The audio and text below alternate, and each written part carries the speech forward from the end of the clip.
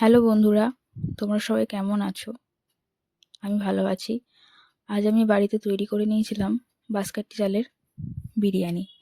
তো প্রথমেই আমাদের জলটা গরম করে নিতে হবে, তাতে দিয়ে দিতে হবে পরিমাণ মতো নুন, গোটা বিরিয়ানি মশলা তাতে দিয়ে দিতে হবে।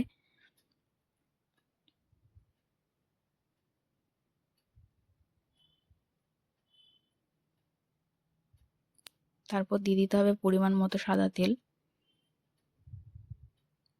আগে থেকে যে চালটা আমি ভিজিয়ে রেখেছিলাম সেই চালটা এবার দিয়ে দিতে হবে।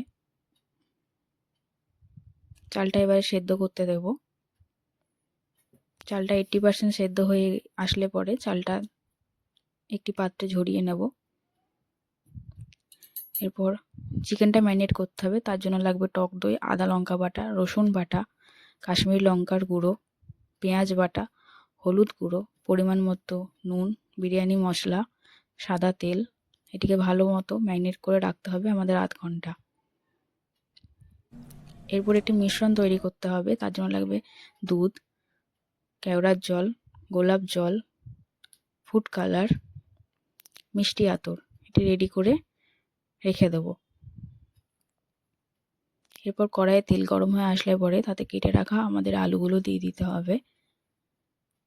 আলুগুলো আমাদের লাল লাল করে ভেজে নিতে হবে। ভাজা হয়ে গেলে একটি পাত্রে তুলে নিতে হবে। বেরেস্তার জন্য যে পেঁয়াজটা কেটে রেখেছিলাম সেটা এরপর তেলে দিয়ে দেব। পেঁয়াজগুলো বেশ ভালো মতো ভেজে নেব লাল লাল করে বেরেস্তার জন্য। এরপর বেরেস্তাটা রেখে দেব। তারপর তেলের মধ্যে গোটা বিরিয়ানি মশলা ফোড়ন দিয়ে ম্যারিনেট করা চিকেনটা দিয়ে দেব।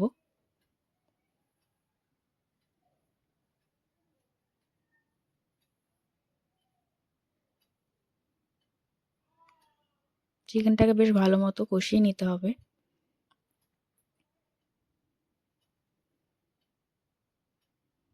চিকেনটা ভালো মতো কষানো হয়ে গেলে পরে তাতে ভেজে রাখা আমাদের যে আলুটা আছে সেটা দিয়ে দিতে হবে।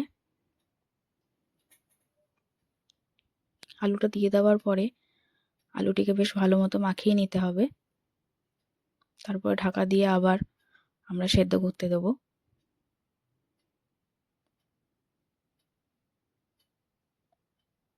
আলুটা সেদ্ধ হয়ে আসলে পরে আলুগুলো তুলে নেব।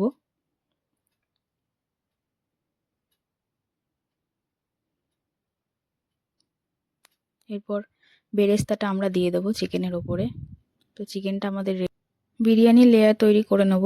তার জন্য ঘি নিয়ে হাঁড়িতে ভালো মতো মাখিয়ে নেব যাতে ভাতটা লেগে না যায়। তো তারপর আমি দিয়ে দেব এর মধ্যে চিকেনের গ্রেভিটা। চিকেনের গ্রেভিটাকেও বেশ ভালো মতো মাখিয়ে নিতে হবে। তারপরে দিয়ে দেব চিকেন।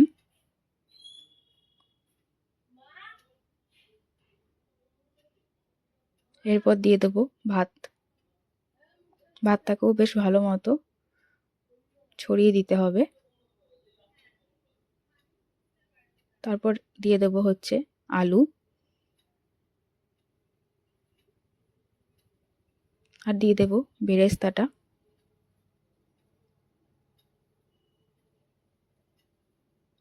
আর দিয়ে দেব মিশ্রণটা।